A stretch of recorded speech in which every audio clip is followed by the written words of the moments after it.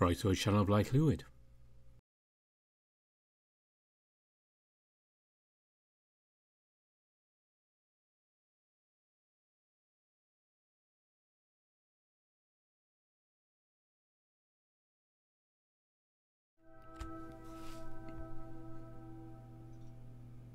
In Finite Space.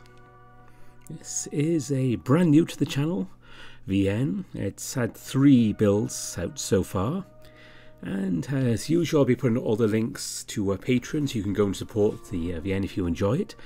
Find out where to go there, and it is available on itch.io as well. You can go and download it. I just can't put links there thanks to YouTube issues, but yeah, just go and look up Infinite Space on itch.io and you'll find out where to download and play it yourself, because I won't get through the whole 3 builds in this video. It's going to be way too long, but it's well worth reading, I can tell you that much.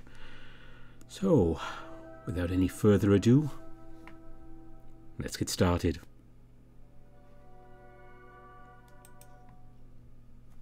New user detected. Thank you for your purchase and welcome to Starlight Tactiles. To register your profile, please enter your name. Thank you, Corwin Stringer, for your business. Your new Internet connector has accepted your biometric imprint. Your stick is running an outdated operating system. Connecting to the Internet for updates. Updated. All files verified.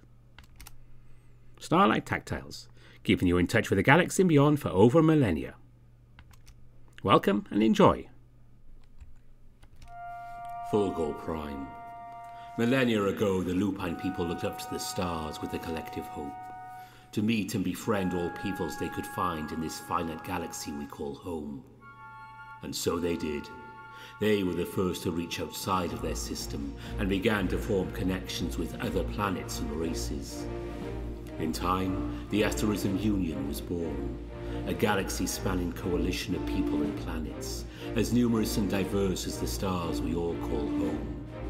It had a noble purpose: to share, to coexist, to bridge and come together, to far exceed the sum of our parts, and elevate one another to truly dazzling heights. The plague tried to stop this dream. They came without warning, deep into our systems and worlds, hungry for our resources. Truly alien, impenitent, and unrelenting devourers. They harvested our planets like ripe crops, dredged our oceans, and consumed our virtuous people for reasons beyond understanding. They denied all hails and pleas to stop. They attacked any who dared oppose them, and they disappeared with their ill-gotten gains like ghosts. We were unprepared for and defenseless against such foes. Thus, the Union's great minds came together once more, this time with the purpose to defend and protect us all. The answer was the forming of the Knights of the Asterism Union, the brave and stalwart individuals from all systems who put their lives on the line to push back this insidious threat. From our logistical division known as the Castle to our keen-eyed archers, the KAU employs any with the will and desire to stand against these despicable invaders. The pride of our forces, the cavalry, leads our valiant soldiers as the vanguard. They pierce through the plague as the first responders to any appearance of the malicious locusts. They cannot do it alone. Much as the Asterism Union cannot thrive as parts, we must come together now more than ever. All walks of life, any person who feels the passion to stand up for what is right and true can be an asset. Stand up for your friends, stand up for your family, stand up for freedom and against the plague's tyranny. Stand with us. As the Asterism Union fleet makes its way out to Foro, our quaint system welcomes them with open arms and bids them a pleasant stay. Their efforts against the plague's reaping almost 2 decades ago show that even the most far-flung planets are still important to and cared for by the Union. Ugh, oh, damn, more. As our humble yet brave pages that are ascending to become squires leave us for further duty, we ask you all to stay true to your roots, remember what happened here, and make us all proud. I'm close. Fuck. Cohen, I'm gonna... The drone of the patriotic speech I was half listening to fades away as Maros squirms beneath me. His breathing hitches as he spasms.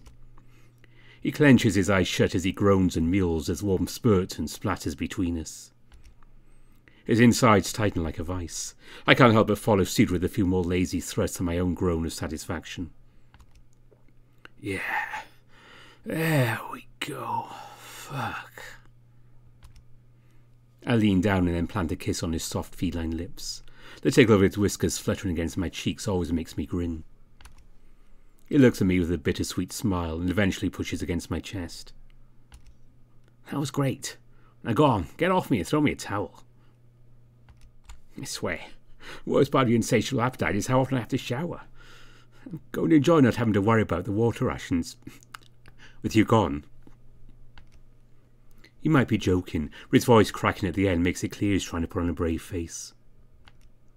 Others had come and gone, but Maros? We've been with each other through everything, and we both know we're going to miss the shit out of each other.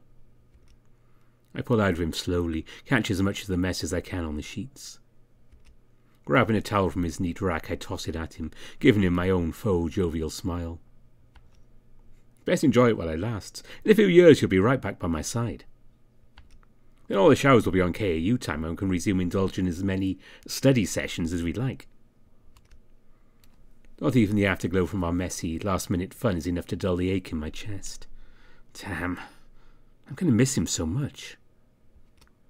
Whilst the sexual aspect was fun to blow off steam, my friendship with Maros was the one constant I had for years, and the feeling of loss and separation was still a bitter taste.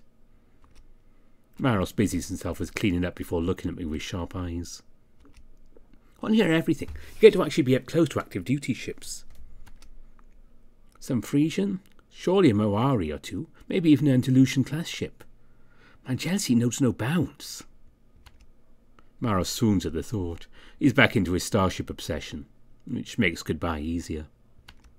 Not to mention the dropships. What I wouldn't give to just examine one of their engines. I can hardly wait. As he looks off dreamily, I know I've lost him. I feel like I've soaked up enough by osmosis that I could probably bore someone else in his stead. The reason I passed my written exams was most likely due to how much he talked about them. As he continued to talk about gravitational slingshots and system jumps, I gather my clothes and redress. It might have been unplanned, but I am glad that we had a good romp before I left. I know most of the time Maros just puts up with my libido, but I know he enjoyed this send-off as much as I did. Hope he finds a good replacement while I'm away. Everyone needs to unwind every now and again. Speaking of... Okay, Ma, I get it. I promise I'll chat as much as I'm allowed, but don't be disappointed if I can't do much. I'm sure there'll be all kinds of restrictions. I won't be able to tell you everything. I promise I'll try. He looks crestfallen for a second before he perks back up. I understand. I just wish I was getting deployed this time around too. You wait over my mind if I could get hands-on with the steed that you'll be flinging yourself about in. Looking at decades-old design hollows of ships doesn't cut it. He grumbles, but that is just his way. Part worried, part jealous. Maros wasn't ready for all the practical exams this year to be able to enlist. Even though I'd scored higher than I ever had in practice, I still came close to not making the deadline. I couldn't spend 4 more years waiting. I need this. Maros knows. We don't need to talk about it, and I'm thankful for that. After I finished putting my pants back on, I checked my small pack of belongings. While the clothes I had on were the nicest I own, they are far from new. Once we begin our final approach, I'll change into my crisp new uniform. As nervous as I am about becoming a KAU squire, the rippling feeling of excitement and anticipation is stronger. Constantly, I find myself checking the vacuum-sealed package to make sure it is still real. A small beep from my stick indicates the fleet's departure is approaching, and I have to leave. I snatch up from the dresser and then quickly deactivate the leader's spiel without looking, flicking the device's tactile nodes to shut down the holo display. My fingers run over the biggest notch it has, a deep gouge that runs a few inches along its left side. Among the many scars the device has gathered, it was certainly the most memorable, something I'd touch absent-mindedly like worrying a loose tooth. Maros pounces on my back and wraps me in his version of a strong embrace, pulling me out of my thoughts. Send me a quantum message when you touch down, alright? Even if it's redacting all that, just let me know how things are. He lets go to look at me with those kitten eyes he does, and my mouth tugs into a smile. Of course I will, Ma. Don't worry. I won't be going far, but I'll still think about this backwater system at least once in a while. But yes, I will message you as soon as I'm there, I promise. I give him one more hug, this time facing him, before parting. I know I can't drag this out any further, so I make for the door. I feel a lump in my throat, but I cough it down. As I pull the door ajar and give Maros a final look back, he waves and then shoos me off. With that, I turn and leave. The transit gets me to the port fast enough. I spend my time staring at our planet below. It feels so close and yet so distant. As much as I miss it, being relocated to the moon has its benefits. The fact I don't have to ride one of the barely held together shuttles up here certainly makes a difference. Even now, I can see the cracked and barren side of the planet that the plague attacked. It's a scar that will perhaps take her entire life cycle to fully recover from. Bubbling rage starts to well up. My hands clench the armrests in anger. Arriving at the intersystem port. All transfers and detonations outside of 40 alight here. The loudspeaker announcement pulls me from my fixation, and I finally look away. Getting up and grabbing my meagre belongings, I join the bust of others making their way out. Seeing the Ark ship always takes my breath away. The colossal fleet vessel stands gleaming and imperial, dwarfing the other ships in the port.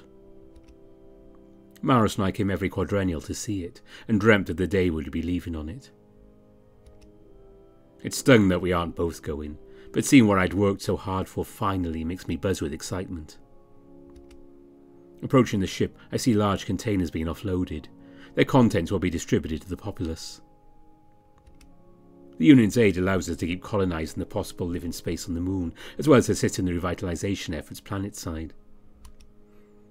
I straighten my back proudly as I step forward with greater purpose. I am now part of the fleet proper, even if the actual change of classification will come on OSID. I see the entrance where the new squires enter, and I make my way over. An Ursine checks me off a list. The innocuous podium with a glossy panel stands beside her, a marker outlining an area for scanning.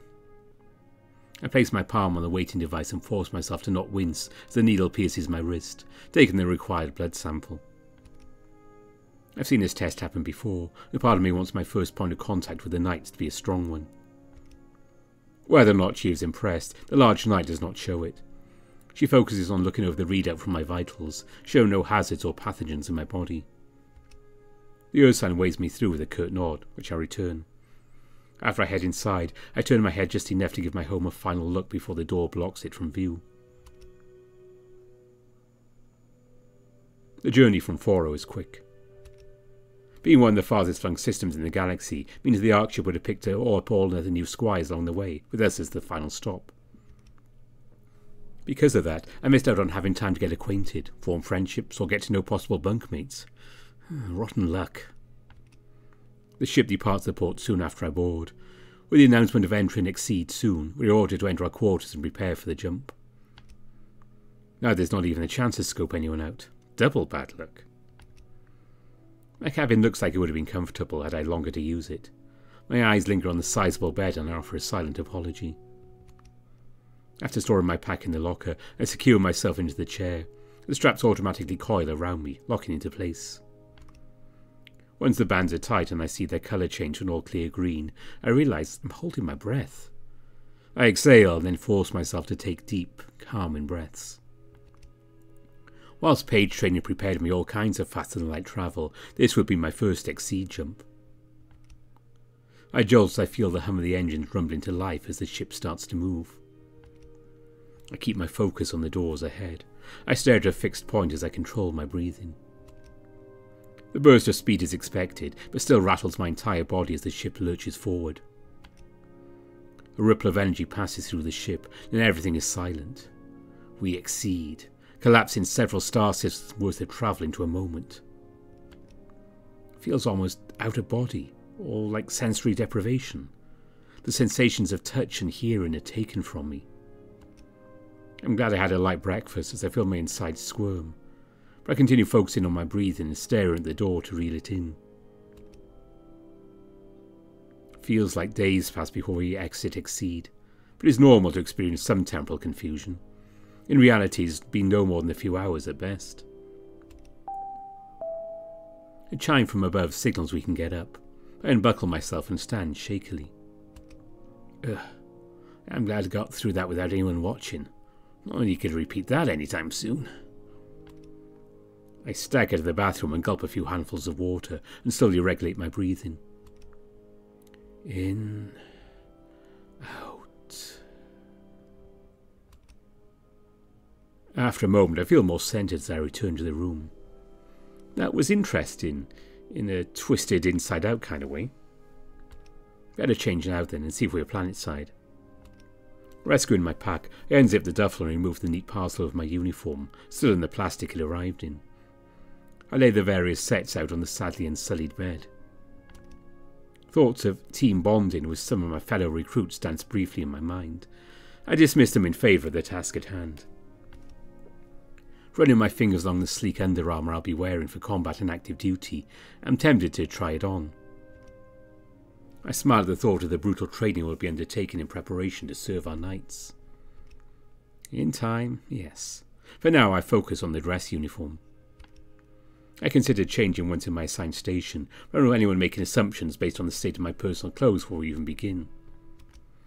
Humans are rare enough to join the Combat Corps division, let alone the cavalry. I can't help but brim with pride as I thumb over the insignia that tells anyone I'm a squire of the cavalry. They are the best of the best, and the leading force against the plague threat. All that training, all those extra hours practicing and honing my skills, pushing myself further than I thought I ever could. This symbol is the culmination of all that hard work. An announcement from above takes we're coming into orbit around Fulgur Oxid, and we should prepare to touch down within the hour. I would take off my clothes and then dash to the shower in the corner. I want to view the descent as much as possible. By the time I get into my uniform and head out to the main deck, already moving into an entry descent. Still, I drink in the sight greedily. Osid, one of the 4 main lupine-settled planets outside their home system. The terraforming is beyond belief. Not even a hint of the inhospitable rock they'd found is still visible. Even from orbit, the lush green lands and the full oceans beg a belief, as if they'd painted them on. The lupines are always presented as lovers of natural settings. This truly feels utopian. Passing by us in full orbit is the floating satellite city, Belvos, which serves as the first line of defence against possible attacks. There, all levels of the fleet train for spatial engagements. From learning zero-gravity manoeuvrability to omnidirectional awareness, there'll be a lot of brand new sensations to grasp and master. I try to recall all the different things I read about Osid as we descend faster. The notable landmasses, climates and environments, but it all blurs together in my excitement. The destination swelling to view is all I can stare at. The Den. The KAU city Densis, or the Den as it's commonly known, is home to squires and knights from all over the quadrant. Housing all divisions, as well as being a key strategic location for the fleet to engage from, the facility in the outer city at large is fully geared to launch immediate action when needed. The Den is home to top-of-the-line training facilities, technological manufacturers, as well as a host of bars, eateries and other off-duty entertainment. I can see others stare and admire as we speed down smoothly, even with the size of our vessel. I am distantly impressed by the piloting. Prepare to disembark the Ark. Collect all belongings. Cabins left outside of KAU standards will incur demerit. I see a few squires make haste back below deck to tidy their quarters. I didn't have the opportunity to make mine a mess. Even then I smoothed over the bedding and straightened up the bathroom before coming out. Looking around to spot potential rivals or maybe some sparring partners, see that only a few have donned their uniforms. Just seeing how fancy some of the civilian clothes look, I can tell many come from much larger and richer systems. Others come from prestigious families or clans, no doubt. I like how I look in the uniform. I stroke the fabric again to reassure myself that I belong here. With another announcement telling us we're about to dock, I turn sharply on my heels, hoist my pack over my shoulder, and then stride for the exit. Walking through the tunnel leads out into the training facility, I gulp. The sound of footfalls echo around me, matching my erratically beating heart as we reach the opening. Stepping into the light, I blink out the bright sun as the courtyard spans before us. The looming building shines and glimmers, its curved shape fitting against a lush open area. A water feature cascades down one face and turbines turn lazily in the breeze. Uniformed squires stand alongside some man of apparatuses, calling us over. I'm taking it all in when I feel an impact from behind. Just as I start to stumble, someone firmly grabs me by the elbow. With that, I catch myself and turn to see my assailant. My apologies. I was not looking where I was going. Are you all right? The objection dies in my mouth as I see the large blue form before me. Immediately, I'm reminded of Maros from those whiskers. This specimen makes Maros look like a kitten. His piercing eyes stare at me with a mixture of concern and mild impatience. Given his tail flicks, I see more so the latter. We both are being left to the side as the others push forward. Yeah, sorry, I was lost taking it in. It was my fault. I stumble over an apology. The spotted individual doesn't seem to mind, or doesn't care. He turns to look at the lines forming in front of the building. Oh, it is quite all right. We should hurry, though. I'd rather get into the complex before the lines get too long. You'll have more time to admire the scenery later. Giving me a polite smile, the feline turns and starts to walk away. Muscular yet lithe, long, thick-looking fur. Perhaps he's from a colder system? The big tail suggests it too. I have to shake my head to stop from just staring. I jog to join the others being verified. As I approach the front of the queue, I'm greeted by an avian using a wristband stick to verify all persons entering. Name? Corwin Stringer, sir. I straighten my posture as I answer them. I check on the display and they nod in confirmation. They then gesture towards the squat device at their side. It's about waist high, smooth, metallic, has a singular slot in the top, and Squire taps it, slightly impatient. Probably a stick in the slot for it to be remodelled. Remodelled? What does that mean? I run my fingers over my scarred and admittedly older device. Even if I could afford a newer model, I'd keep this one. It means a lot to me.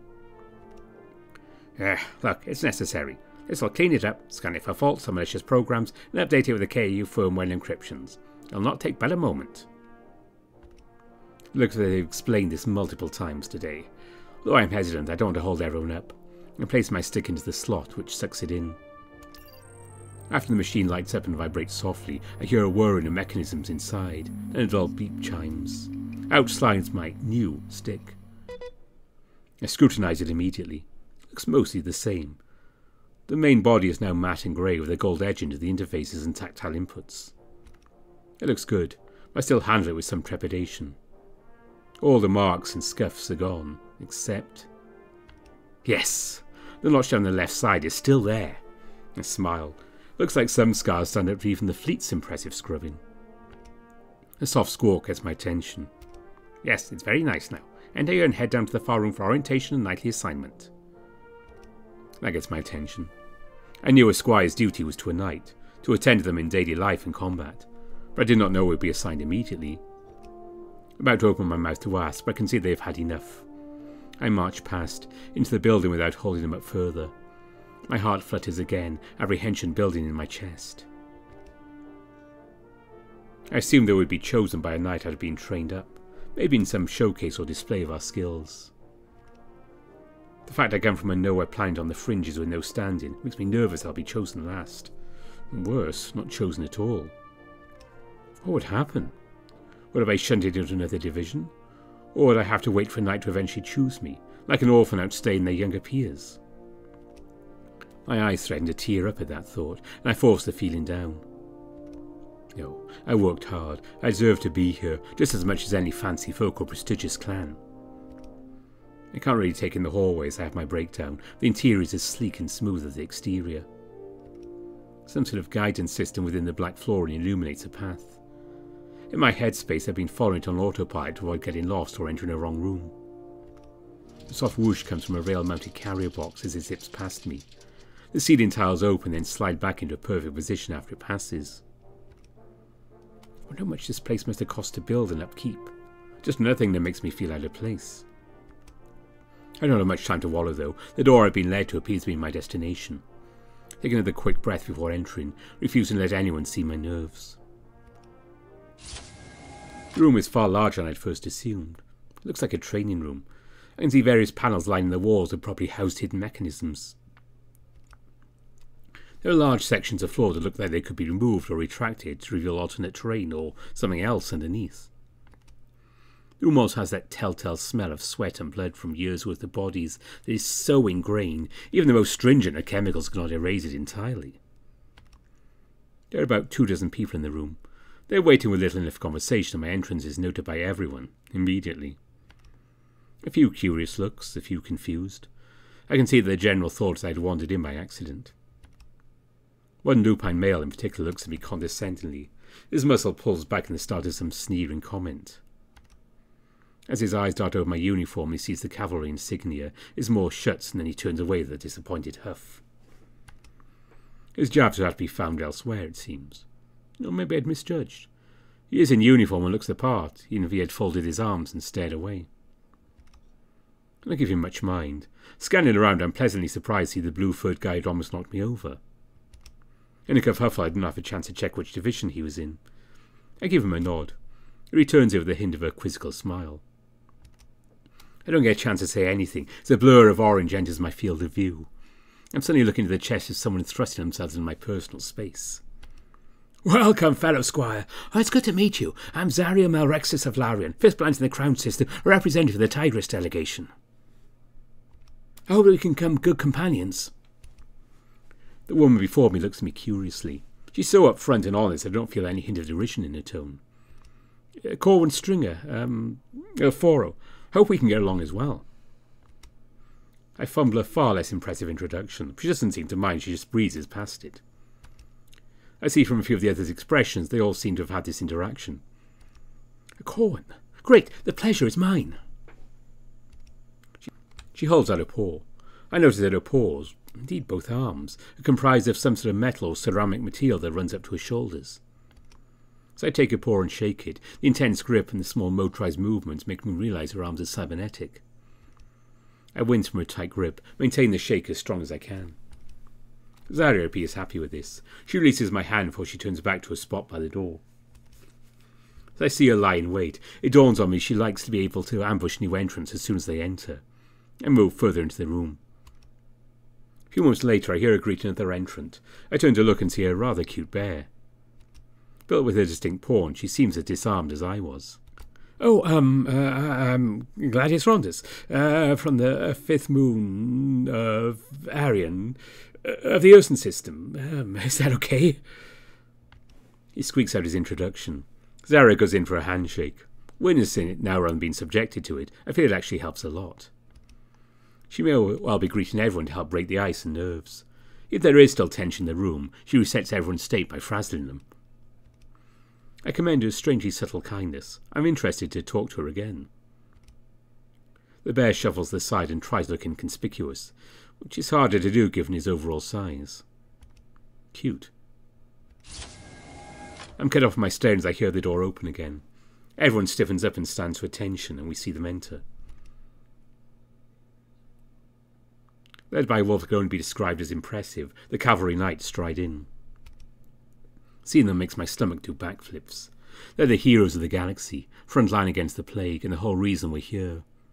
It takes all I have to keep myself at attention, not gawk. The lead wolf moves to stand in front of everyone, looks us up and down silently. He paces back and forth in a line, as if assessing meat on the block. I stare ahead and wait. He eventually steps back to the centre and addresses us all. "If you're standing here, I'm supposed to congratulate you all for passing the grueling tests and requirements that the Union sets down." His eyes scan on the line of squires again, waiting, gauging. "To me, all that means that you earned the right to walk through that door. I don't care how impressive you are on your homeworlds." He starts pacing again. We listen silently. "I don't care how many accolades you had. I don't care if you were top of your class or if you think you're hot shit. Here? You are the bottom of the bottom rung." The wolf's eyes scours for any sign of breaking or weakness as he continues. You may have some fairy tale notion I'm going to be some gallant knight who saves the galaxy from evil, returning home to parades and celebration. I inwardly flinch. I'd be lying if I said I hadn't had a few daydreams about just that. I'm here to shatter those illusions. We are at war. He slams his foot down to emphasize his point. He's so strong that we can all feel it. If you are lucky, you may save some lives. If you are brave enough, you may well help those of us, your knights, who will actually fight to stop a planet from being too ravaged. My stomach starts to knot. It takes all of my effort to remain staring forward as he rants. Get it out of your heads, you are anything more than walking batteries right now. You are here to keep us standing. We will be the ones saving lives. I'll be damned if I lose a single night because someone had the fanciful idea this was going to be a cakewalk. He finishes as he whirls around from his pacing. He's right next to me. I can see his chest rising and falling from the passion of his speech. He's looking at me, but I keep my gaze fixed squarely forward. There you have it, your inspirational welcome speech. Congratulations, pages, as of now you're all officially squires. His voice is dripping with sarcasm. I can't tell if he's just trying to make sure we're serious or if he's actually an asshole. You will serve a knight from now until you give up, die, or graduate to knighthood. I know statistically that the first is most likely, and the second is sadly too close behind. You'll learn from us, live with us. You will breathe, eat, and shit by our discretion. If you pay attention and keep up, maybe you'll be of use to us. Do I make myself clear? Yes, sir! We bellow loudly, though I thought I heard at least a few voices break in the midst. We shall see. I am, if you're totally unaware, Knight Commander of the Ousted Cavalry, Fen Orion. It's my sorry responsibility to keep this quadrant safe. He looks around at all of us again. And you will give me every ounce of effort that exists in those bodies of yours. I do not tolerate failure. Failure means the plague wins. I will not allow that. Understood? Yes, sir! This time the call was much more unison and true. We all want the plague defeated. That much would be true for any squire, but more so for any attempting to join the cavalry. At least you have lungs. Right. I shall call your name and you'll join the knight I call afterwards. This is news to me. I wanted to distance myself from Foro before the selection took place and be judged fairly. The thought makes me sweat a bit. These decisions have already been made by people far more intelligent than yourselves. I'm not sure even a whimper of complaint. Right? Yes, sir!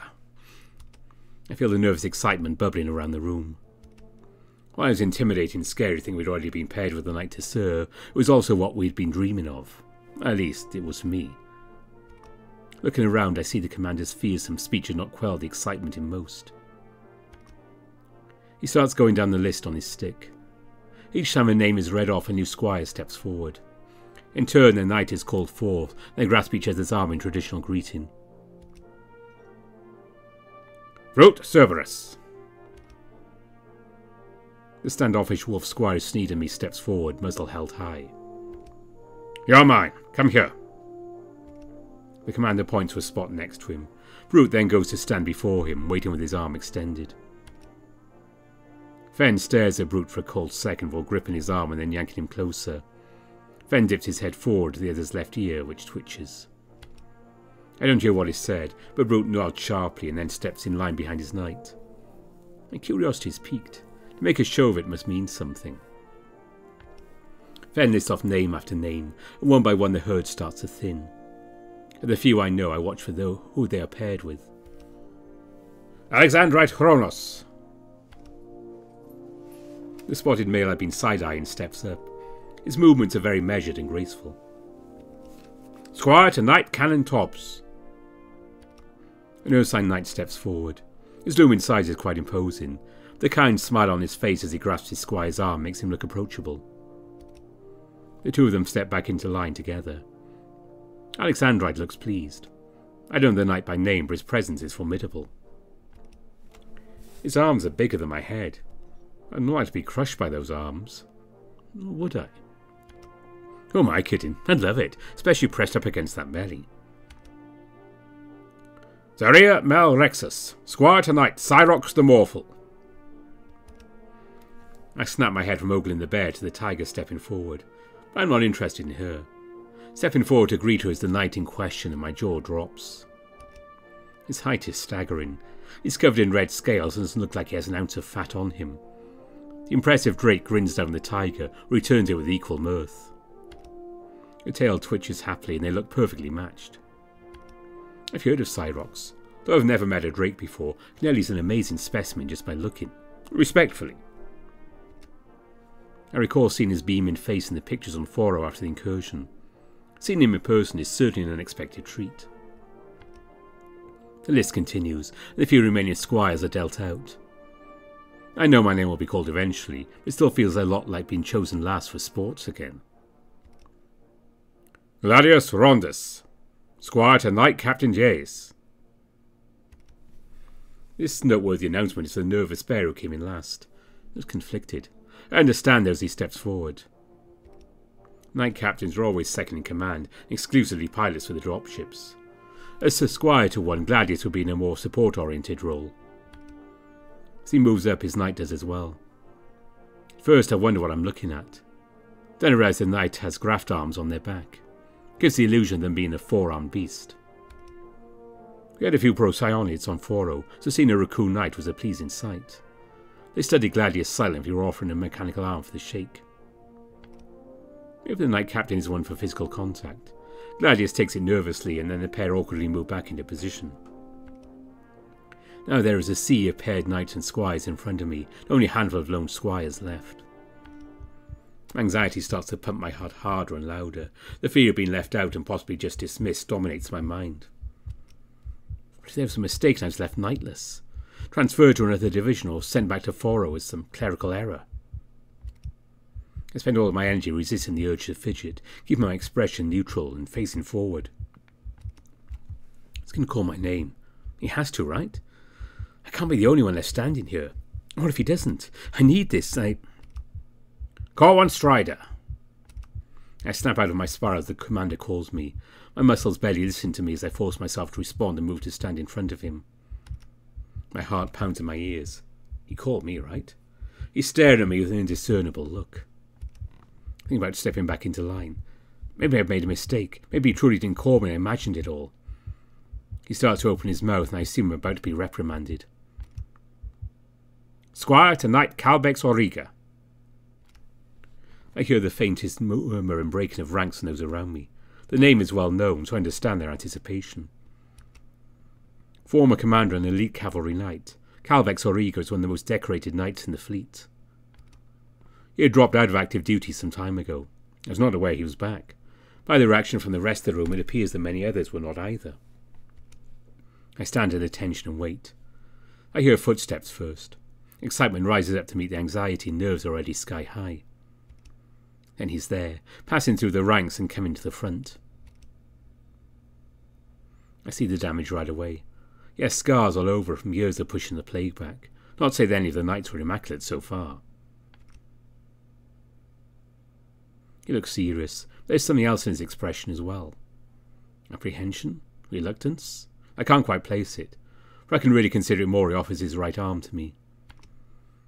I look at it for the briefest of moments. I want to savour this. I also do not wish to make a show of it. I grab his arm and clasp it firmly. He returns with a strong grip. It's not challenging or testing, which I appreciate. He releases me and then starts to walk back into formation, towards the back. I hasten to follow him. I want to jump and whoop. I can certainly wait until I'm alone. For the moment we stand next to one another as the final few squires are assigned. I check out the knight from the corner of my eye. He stares straight ahead, face impassive. I'm certain he's done this so many times it must be boring. He's at least a foot taller than me. His fur on the side facing me is well groomed and tidy. Though his paw hangs loose in a relaxed posture, his back is straight and his stance is well practised and perfect. I might be biased towards the knight I was assigned, but I can't help feeling extra proud that I'm being given such an obviously superior choice. After the final name is called, Commander Fenn steps forward, pivots on the spot and then surveys us from our new positions. All of you standing next to your knights, recall your training. Do not fuck up. You are here to serve them morning, noon and night. Between training you are at their beck and call. I will not take any grumbles or complaints. The easy part is over. Now we will whip you all into shape. Follow orders and do better than your best. Now, move out! After his final command, he turns and then marches out of the room. Brute follows swiftly after. We then file out and follow our respective knights. As the commander said, we squires will stand beside our knights, not only in battle but also as support. We'll do their cooking, cleaning, and will maintain their armour and weapons. The list goes on. Learning under a knight also meant living in their home. The thought makes me feel odd. It's been so long since I've lived in an actual house. I return to examining Calbex instead of worrying as I follow him. His long gait requires me to quick march to keep pace. He's not spoken to me yet, but he might just be that type of knight. Although I knew of him in general sense, he never appeared in any of the interviews or speeches the fleet distributed in an attempt to make the galaxy feel safer. The silence gets the best of me before too long. So, Knight Auriga, sir. It is a great honour to be under your service. I will do my utmost to complete all tasks to the best of my ability. I stumble over my words a little, feeling the heat of embarrassment cover my cheeks. Calbex turns his head to look at me as he continues to march forward. Though note his pace slows slightly. Just Calbex is fine. While his tone is cold and his deep voice is quiet, I can hear him clearly. I understand the formality in public, but beyond that you don't need to be so stiff. I don't want to feel uncomfortable in my own home. I think you would feel the same. I'm not sure if he's testing me, but it does make sense. I remain quiet and follow. As for your duties, there is not much I require. I did not want a squire, but command demands it and I follow orders. I'm taken aback. If he doesn't want another squire, then why am I even here? It doesn't strike me as someone who shirks their duty. Had he grown tired of the war and was waiting for dismissal? My heart sinks, but I also feel a flare of anger. Well, Calbex, I have to serve and I'm going to, whether you like it or not. I'm not going to let myself fall behind anyone else because you don't like your boots being polished. Calbex glances my way again. His face is so hard to read, it's starting to piss me off. You can perform your duty, just... I have lived alone for a while. I don't need to be waited on as attentively as other knights do. He sounds almost sombre. However, I'm still riding the red mist as I wonder if I've been pushed onto him because they expect so little of me. Well, good, I'll do what I can. But don't think I won't attend you as thoroughly as other squires would. I'm going to become the best cavalry knight there ever was and end this war. The wolf stops and turns to stare at me. Once more, I'm not sure if he's angry, sad, or dismissive. Damn his face. His bloody handsome face. This isn't some game to win. People will die and you may join them. If you truly want to help others, make sure you survive first and foremost. Oh, here. I've been so wrapped up in fuming I didn't notice where I'd been led. Looking to where he's turned towards, I see the knight's abode. When you reach knighthood, you're given a reasonable private dwelling where you're stationed. Calbex's home makes the apartments on Foro look like hovels. A two-storey house stands before us. I can see an outside garden and what looks like a training yard round back, peeking through the hedgerow. While it looks neat, I can see the telltale signs of drone work. It's always something a little too perfect with the way they cut hedges. The outside deck looks ideal for relaxing after a long day, and it appears very inviting. I can picture myself kicking back with some drinks after intense training. Only by looking at the other houses bordering Calbex's can I tell it has a slightly impersonal feel to it, though. As if there was no character beyond the design, no mark to stamp this as a place lived in. Knights could, and would, of course, return to their homeworlds and have residences there, but the majority would serve on a central KAU base like this. Many even had their families on the base and continued to live there after they retired, if they so desired. Seeing a house that seems so unloved makes me frown. Maybe you've been off-world for some time?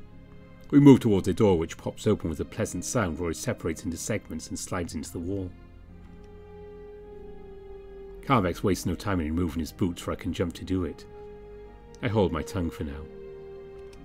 This wolf needs training to accept my help. With the cosmos as my witness, I shall prevail. He takes me through, showing me the various rooms. A study, kitchen, Oh, we all share a bathroom here. His home is tidy, but I'm once again struck by how little decor there is. Feels more like a hotel room barely being occupied than someplace really lived in. And here is your room. You can decorate it as you wish. Those are all of your belongings. I look at the simple pack I have that contains pretty much my entire life and nod. It's old, like all my stuff. A single frayed strap supports a yellow duffel, which holds only my remaining uniforms and a few changes of clothes for personal time. It's everything worth bringing, and not much to begin with. Thank you, Calbex. I'll get unpacked then.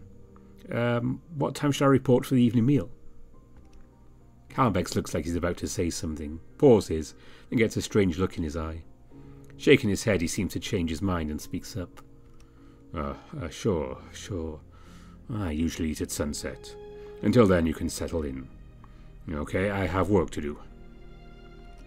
Awkwardly, the wolf turns and hurries away. With the exit he made, one would think he was the guest. I go into the room and then put my pack down on the bed. It's wooden, which surprises me. If the lupine ethos is to meld with nature where possible, I assume they would have manufactured furniture, like the synthetic printed bunks we had in the dorm. Same goes the small personal desk in the corner of the room. I walk to it and then run my hand over it. It's old. I wonder if the last squire Calbex had used this. The window offers a nice view into the backyard, where I see a sandy training area. The practice targets look battered, scratched and well worn. I sit down on the bed to think about the whirlwind of things that have happened today. I'm in the cavalry department. Well, that's good, it's what the plan was. I've been assigned to one of the most decorated knights in the fleet's history. I feel like there's something I'm missing. He doesn't act like the hotshot you'd expect. I pull out my stick and then bring up the Instantanet. The feel of it is alien since the update. It takes a moment to sync all the new updates, and then I'm on. The first search comes up immediately. Captain Calbex Origa returns to active duty after suffering heavy damage. Though the article does not go into too many details, it appears that Calbex had to undergo surgery after a severe crash. Shrapnel from his ship was removed from all along his left side. I assume they couldn't save the eye. The article goes on to say the damage required physio to regain mobility. He then had to retrain in order to show he could still fight after everything. It's only recently he had been cleared to resume duty. I frown as I skim through the rest of the article. I expected it to be light on the details. There isn't much else to learn from it. Leaning back against the wall, I ponder what I just read. If I'd been through all that, could I push myself back to the peak physical condition required of a knight? The medical sector of the KAU is second to none. The fact he still looks extremely capable is testament to that. It isn't omnipotent, though. There's plenty that even the most advanced scientists can't fully heal, not to mention the mental wounds. Calbex had been through all that. I'm beginning to understand that maybe his attitude is due to the fact he doesn't want to look like he needs help. Understandable, but lonely. He needs me. Whether he understands that or not, he needs me, and I need him to let me do my part. I have to show him. Although I'm alone, hearing my resolve helps me cement my focus on what I'm going to do. To promise to myself to prove to him and everyone else that I can do this, and well. I don't have much, so unpacking is more about organising my uniforms and placing my civilian clothes away. Whilst my room doesn't have an attached bathroom, it does have a basin. I refresh myself just as the sun starts to set. Walking out of my room towards the stairs, I'm immediately hit by a wave of aroma. My stomach practically leaps out of my throat and I realise I haven't eaten since before dawn. I have to control my descent as I round the corner and enter the kitchen. The tour had been pretty brief, so I hadn't really looked around the room. It's quite humble, really. It's the only room that actually felt more homely. You can see a small table with 2 chairs tucked against a sliding glass door. It looks out on the same training area my bedroom looks down on, as well as the rest of the back garden. The kitchen area is a small island that separates it from the dining space. It has a black sheen to the top and looks to have some function I'm not sure of. The fact it has some discarded junk and plates stacked on it makes me think it doesn't see much use. Calbex has his back to me, moving something around as releasing bursts of delicious smell. It makes my mouth water in anticipation. Even though I can feel my resistance crumbling, I remind myself that our position should very much be reversed. I frown at the back of his head.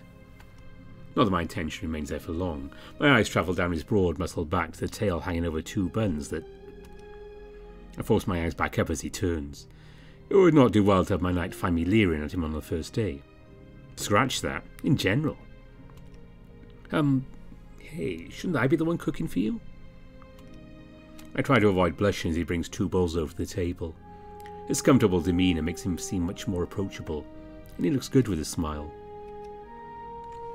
Well, I don't have an assembler here. I never was keen on woven food. I'm used to manually cooking, so don't worry about it. I stare at him, dumbfounded for a beat. I have never even seen an assembler before, let alone know how to use one. I've been cooking for hand for a while. Don't lump me in with the fancy squires from around here. The dwarf just blinks at me as if he hadn't considered I knew how to actually cook. He sighs and places the bowls on the table before he takes a seat, gesturing for me to join him. I'm sorry. It was wrong of me to assume. I sit down opposite him and internally beg my nose to stop inhaling the steaming bowl of deliciousness before me. I am used to doing things manually, having to relearn how to do things, even now, years later. I prefer to do them myself rather than letting machines do it. He scratches near his implant on his left cheek. I glance over to it. I'm not versed in integrated tech. I bet Maros would be much more ecstatic to gaze at it. I understand that. I'm not trying to take over everything, but I do want to be your squire properly. Even if it's not every day, let me take some tasks off of your load.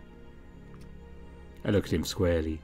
I still don't have a full read on him, but I can see he needs his independence as much, if not more, than anyone else. How about we at least make a good show in public? Show me how to squire for you in front of others. When we're off duty, I'll leave you alone. He considers it for a minute. At this point, I'm certain I'm being subject to some form of torture invented to teach squires to go without food, even when presented with so tantalising a treat. That is a fair offer. I can accept that. I'll do my best for you too. Whilst I'm no longer the best knight in the cavalry, I can show you some techniques. Hey, you're my knight. That makes you the best there is. I proclaim proudly, and I see the hint of a smile on his muzzle. He pulls his own bowl closer and starts to eat. I gladly, finally, start on my own. Lying on the bed, full and content, I feel myself starting to drift. Everything had been more draining than I expected. I can barely keep my eyes open. I fumble with my stick and eventually bring up a window to type Maros a message. I still don't know the restrictions, so I keep it brief, let him know I'm settled in and everything has gone alright. I get a message back shortly after, with a bunch of cute icons. Smiling, I rub the device in my hands. I recall learning how to use it, what the ridges and wheels did, and how it felt to type at first, using a holoscreen as a guide. Before long, it became second nature to use it entirely by touch. I still prefer to read the messages visually when I can, though. After making sure an alarm is set for just before dawn, I place my stick on the headboard. Then I snuggle into bed. The last thoughts drifting in my mind are of Calbex and his kind, yet distant look, and what tomorrow could bring.